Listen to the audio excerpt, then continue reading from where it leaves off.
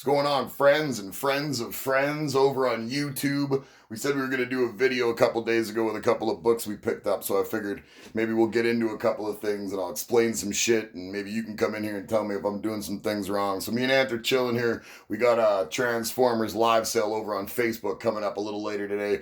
Ant's getting some of that prepared, so we'll walk through this. We'll see what the fuck's up.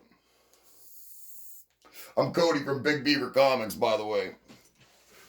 How's everybody doing? I don't know how everybody else meticulously goes through their books, but I'm going to show you kind of how I go through mine. I mean, it varies from book to book. You know, if you bought cheap books and you're going to spend a lot of time trying to refurbish them, you're wasting a lot of time. You get up into things that grow into the double digits or higher than that or whatever, you know, like you adding a little love to something, taking it out of its old bag and board where you got it from, doing a quick inspection, doing a quick clean, putting it in your own bag and board or potentially some Mylars. I mean, it's beneficial to your books, right? So, I mean, it's beneficial to your collection. It's beneficial to the overall asset value of what you have. Ultimately, what you're buying, while it's a hobby, it is still an investment. I mean, and a lot of books you'd have to move in wholesale because it's very difficult to move individual common books. Key issues or semi-keys still retain a whole lot of value, even if you were to try to sell them at a discount to get capital quickly. So you do have to remember, hey, at the end of the day, these are my assets as well, right? So take care of them accordingly. So these are a couple of books we said we were going to go through that we were going to open up. These are from somebody else's bag and board. So I figured I'd go through a modern and an older book here. We got a Bronze Age Iron Man and like Clown Hunter cover for Batman 99. What is this? 3 or 4 weeks old, maybe, potentially. We'll go through this modern one first here. And I'll just show you, I'm going to use some scissors to get it out of there. Oh, it's a self-adhesive one. All right. So, I mean, still, you want to make sure that this stuff doesn't get stuck to your book coming back around. So, let's get the adhesive out of the way as much as we can. Get that book out of there and then get this old one gone. This table's nice and clean in case anybody's wondering. So are my hands. I mean, you're going to do a visual inspection of the book first. You're going to want to use angles of light because much like car paint, and that's kind of how I'm going to describe cleaning these books as well, is that it's the angles of light that are going to show the swirl marks in your car paint. Obviously, the darker the paint, the easier the swirl marks are going to be able to be noticed, but you're going to need to get a light on things and look from angles because with all this gloss and all this color, a lot of imperfections can hide themselves. Obviously, color breaking spine ticks are going to be glaringly obvious. So you're going to want to go up and down the spine. You're going to want to check out if the staples were pushed in too hard. You're going to want to see what those corners look like and how they were ripped off the corners of the opposing books that they were attached to at the printer shop. Because sometimes you get those real gnarly corner pulls. You can see on this one, you've got a little bit of a corner pull on both. Now, it's not egregious, but it's enough that it's noticeable. The spine's got nothing, though, and neither does the front cover. I mean, you might have a couple of fingerprints, and we're going to take care of that before we bag and board it anyways. But I don't see anything of a real problem. You're going to go to the back. Same thing. A lot of light variation. I mean, again, if you're putting this much time into it, are you going to be doing it for this Clown Hunter book? Probably not. You're probably just going to grab this, give it a quick once over at the store, and you're going to throw it in your own clean bag and board, and that's fine. But if the book becomes more and more important, or other books you procure become more and more important, there's nothing wrong with taking a little bit extra time and walking through everything and trying to see if you can find because you just want to know what exactly you're representing this book as, right? Especially on my end, as someone who's going to sell potentially a book to you, I want to make sure that the way I'm representing it to you is that this book is in marvelous condition if that's the case. So we're going to take a look on the inside, and we'll come back out and we'll handle some business out here.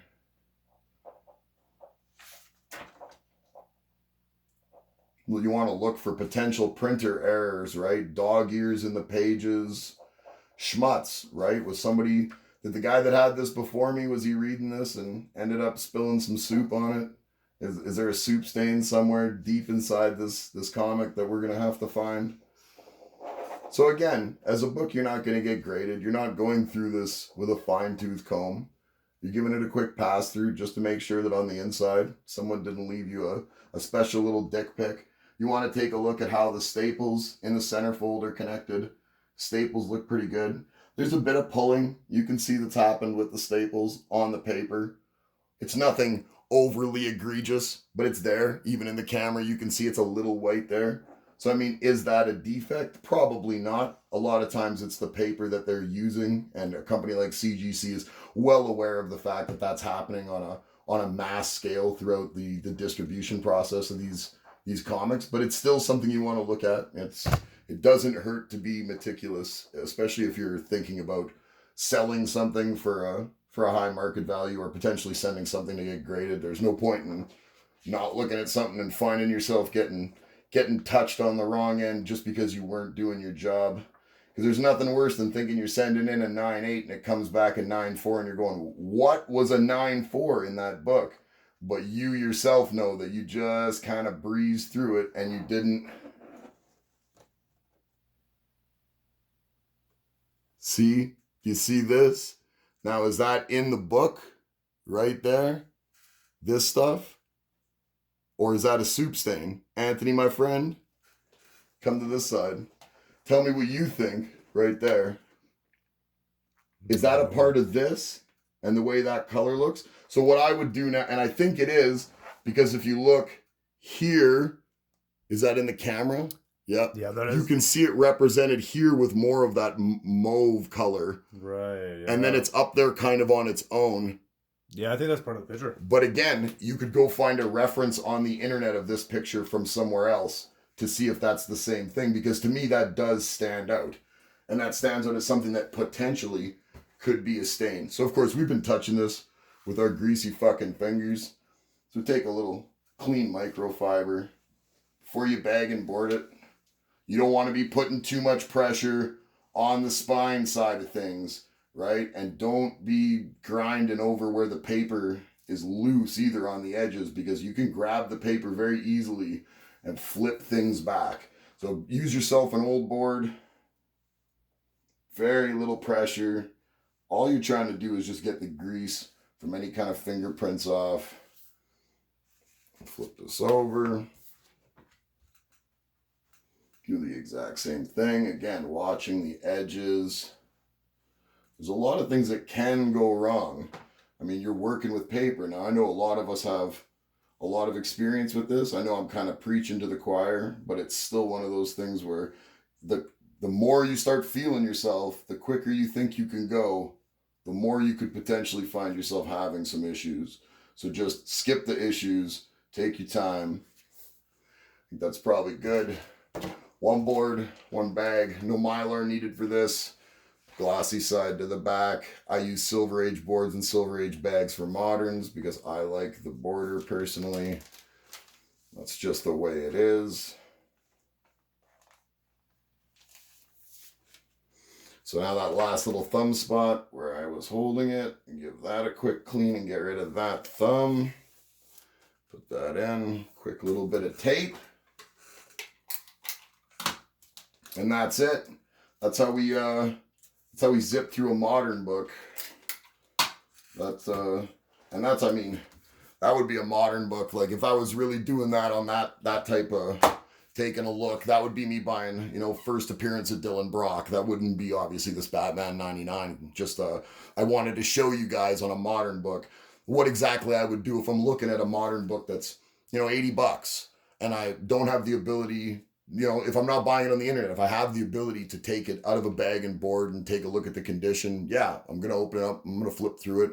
I'm going to contemplate if that's the paint or the artwork or if that's a stain, because there's just so many things that can be hidden in a book. And when you're talking about spending your money on it, you want to make sure the guys you're dealing with are on the up and up. And then you also want to make sure your game's tight so that you know what you're doing. So that when you get this stuff in your hands, you can check out if you got had by some motherfucker that's out here trying to run hustles on you. Because comic books, man, I mean, we could get into the jeweler loop conversation of looking for restoration, of looking for adhesive on spines and all that, of going back silver, golden age. I mean, we really could get into the deep stuff, but we're going to try to keep it to relatively simple stuff. But We will move on to something a little bit more.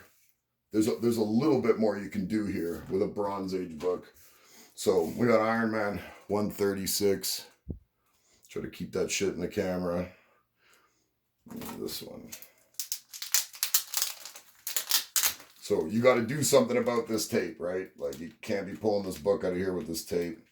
If I'm going to reuse a bagging board, I'll just hang the bagging board sometimes hanging from the table after I take the comic book out. Like I'll flip it, I'll put it there like that with the tape, and then I'll open it, pull the thing out, and then I'll flip it back and let the actual bagging board just hang from it. But, I mean, that's just the way I kind of do things. You can do things however you want, but if you're getting rid of the bagging board, just scrap that tape entirely. Get it the fuck out the way. So I'll give Anthony the garbage, my man Anthony the garbage man. So again, we're dealing with an entirely different type of a finish now. You have a glossy finish for sure, but the finish is not the same as the finish you're going to get with this, right? So you can do more with this. You're going to find that if you finesse using a Mr. And I know there's a lot of people out there that, it's like, okay, it's no different than, again, cutting clear coat on a car. If you don't know how to do it and you cut clear right down to the paint, sure, you're going to fuck it up. But if you know how to wet sand, or if you know how to use like a proper like cutting agent on a tool, like on a polisher, then you can use a cutting pad and an agent and take 1/100th of a millimeter off and just take off the swirl marks, still have plenty of clear well above the paint. You're not going to swirl anything, but the thing is people here get overly zealous with pressure, or they think they can work miracles. And we don't want to work miracles here. We just want to clean some stuff up. So I'm definitely a big proponent of the Mr. Clean Magic Eraser. I think you can put a slight bit more pressure in a white area than you can in an area with excessive color. But I think you can kind of go over everything, given your ability to look at the book first off and estimate if this book's really had some, weathering done to it, if it's been left out, because then you're going to find some of that gloss has been worn off already on its own naturally.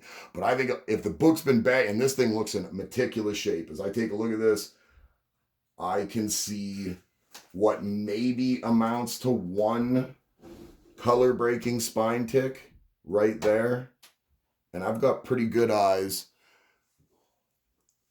Down here you see a little business. See this? Tiny bit of business right here. 2 spots. Again, I hope everybody else is getting a chance to... I apologize if sometimes the camera is off a little bit. I'm off to the side just slightly as we're just setting up the studio here. We're about a month and a half, and then I'll have a giant workspace that you can peep into. But again, I see these 2 spots, and then I see this, moving the camera. I see this one tick, but other than that, even the whites are really clean. So I'm not really going to have a big, look at that. Look at all the work I did to fix this book, but I will still give you a quick example. Again, a board over top. Like I was saying, people are going to tell you don't do the color.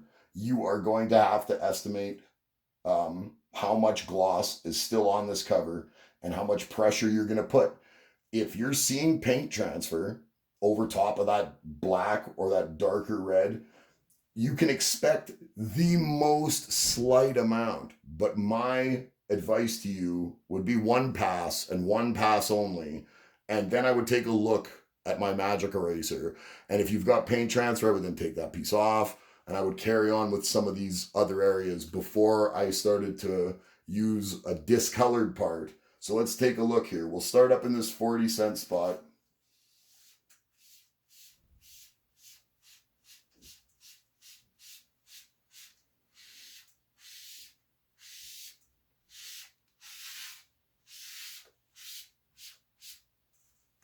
So we take a look.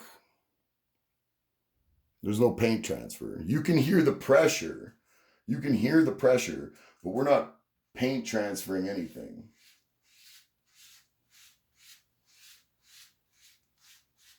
I try to move with the way the color is. So if you see me moving kind of in a funny direction, I try to move the way the color moves. I'm not trying to go in one, watch, bend the page. See, that's what I'm saying. There we go. So again, we go back to here. just the edge there, slight little, and if you want, you just take this, open that up. And these are just like tiny little like sanding pads, except they're very, very gentle. So like it's only if you're a gangster. If you're a gangster with this, and I've burned books, man. I've burned paint before on cars too. If you were a gangster, you are definitely gonna do it.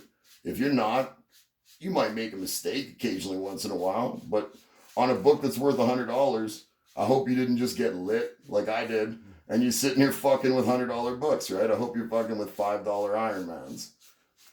So we'll go down this white. I don't know if people can see. I'm gonna move this book over. Just keep this moving. So you gotta keep something. Here, I'm gonna get out of this chair. You gotta keep something with pressure, but you don't want to be putting pressure on this spine. So keep that clean spot. Work that white. Careful around the spine. Careful not to get too overzealous in these white spots, because there's always still color over top. There's color bleeding into stuff. You'll fuck things up. You get too overzealous. Okay, so what do we got left here? On this cover, we basically have, and again, no transfer. We basically have Iron Man and Endotherm. The beginning of the Endotherm. I don't know who this chump is. Some chump. This guy's got like a single-breasted outfit. This guy's whack Arnold's. We're gonna go over this guy first. Gonna give this guy a quick one. And again, we're gonna take a look. So you see a little bit. There's a little bit. So now, because we're gonna go to Iron Man, we'll take that green over there. Let's go over here. And all we're doing is taking just that top layer of grime and sediment. You're not trying to, nothing, right? There's no red in there. You're not trying to reshape the world.